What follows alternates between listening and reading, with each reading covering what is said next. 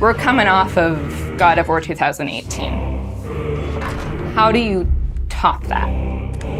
How do you deliver something that players will love maybe just as much as God of War 2018? The pressure was tremendous.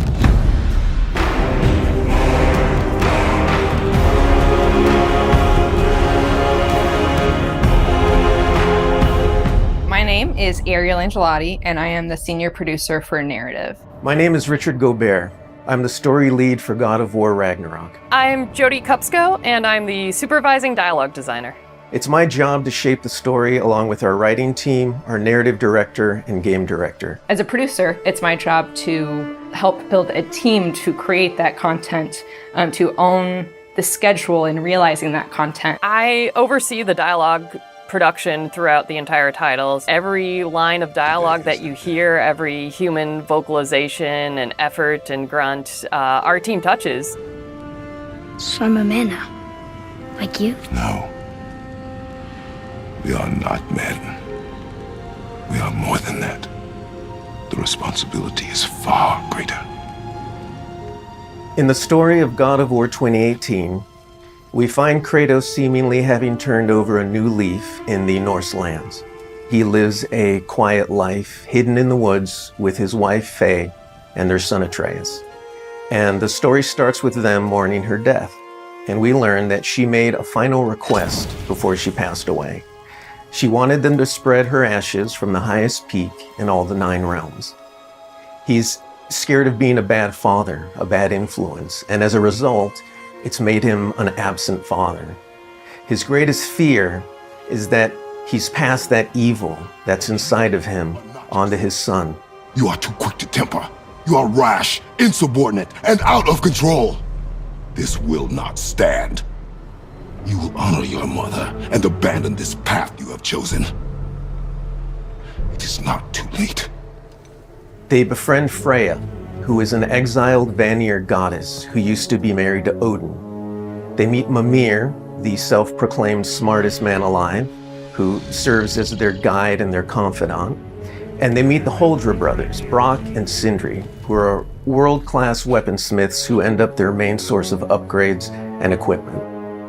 Now, among the enemies they make are the Aesir gods, whose leader is none other than Odin, someone we never meet in God of War 2018, but who casts a very long and dark shadow over the 9 realms.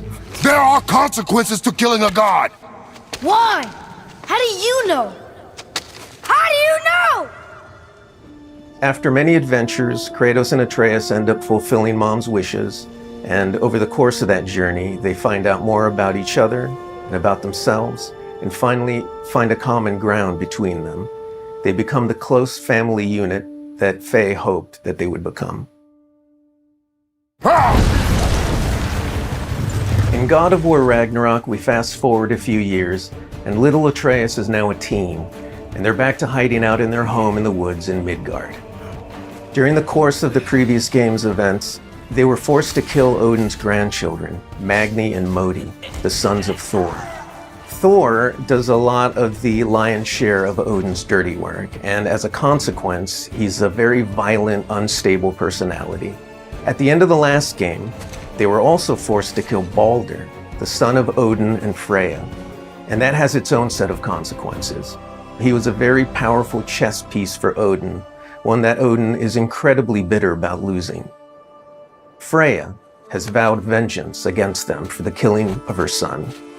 Kratos and Atreus didn't want to kill him, they were friends with Freya, but Balder tried to kill her in front of them, and Kratos had no other option in the moment but to kill him to save Freya's life, even though it meant losing Freya's friendship.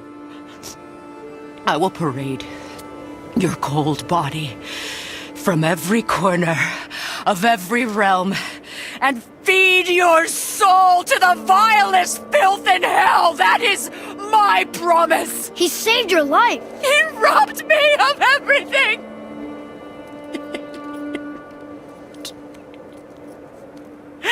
Everything.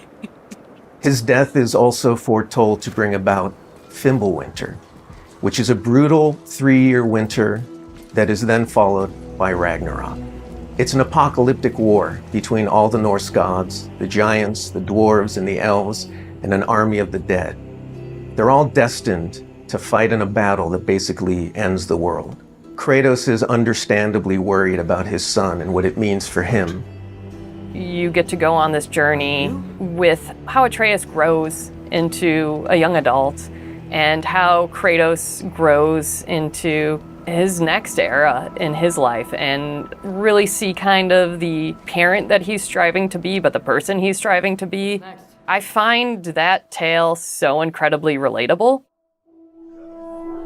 We had started shooting plenty of content before the pandemic hit. In fact, the week before we all went work from home, we were doing a shoot.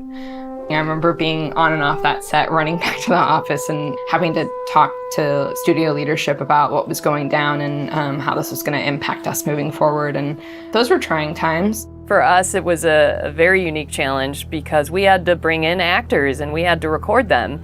And so we had to look at different ways of adapting our typical motion capture process and dialogue recording process so we can continue production and continue at the quality that we wanted for our players and our fans. We had some actors stand in for other characters, actors who were already, who were like core to one of the scenes, might just be able to play a background character in another scene to be able to avoid a situation where too many people were on set on any given day. We avoided compromising the story that we were trying to tell as a result of the pandemic and these limitations that we had to deal with.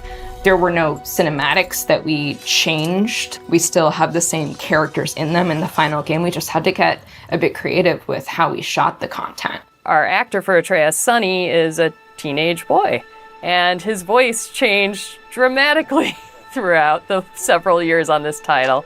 I don't want to fight anyone. I just want answers. We had to go in and even out that performance so it sounds like it took place over a short period of time. That was a unique challenge on this one. The prophecies say Fimbulwinter leads to Ragnarok. War is coming. Whether the Norse saga was going to be a trilogy or just 2 games was something we debated a lot. There were obviously pros and cons for either approach. So we waited for Cory Barlog to weigh in, and he did, and he said, let's do it in 2. The consequence to that is, how do you wrap up the story in one game and do Ragnarok justice? How do we lead up to that and then have a big moment at the end of the game and wrap up all those loose threads? This game is bigger than what we initially envisioned. There's a lot of important story moments that we needed to cover. There are more characters that we follow the threads of. And ultimately, it ends up feeling big and epic because there is a lot there for people to enjoy. I am very excited for folks to see this final chapter. A lot happens. We put our characters through the ringer, but we also bring them closure and we provide answers to a lot of the questions the first game posed. Just all of the new combat that we're doing and the new interactions. There's a lot of stuff that's happening in this title that I think people are going to have fun with. We all have our own personal Ragnaroks to deal with. And this story is about how you process that, how you own it, and how you make it a part of yourself and grow from it. I mean, we set some stuff up at the end of last game. There's going to be some consequences this game. We're going to see how things play out between Freya and Kratos. We're going to see how the evolution of the family relationship continues. You got Brock and Sindri, the dwarves, who are kind of part of your makeshift family now. And there's going to be some other characters that we introduce that maybe going to disrupt the balance a little bit.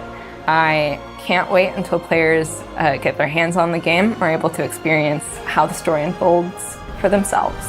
We have, I think, an incredibly well-rounded game. Very satisfying combat, beautiful and rich environments to explore, outstanding character art, a lush and moving soundtrack and soundscape. It's the work of hundreds of very dedicated artists, and they all have their own stories to tell.